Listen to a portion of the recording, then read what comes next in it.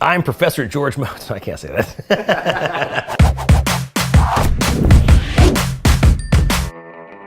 Why is it called a hamburger? The hamburger comes from the city of Hamburg, Germany. As Germans were looking to emigrate to the United States, they brought with them the Hamburg steak, which was served on a plate and eaten with a knife and a fork with some potatoes and some onions. It wasn't until it got to America that some very smart people decided to put it on slices of bread, and then it became known as the Hamburg sandwich. It took a few years for the standardized hamburger bun to be invented, but that's for a different episode.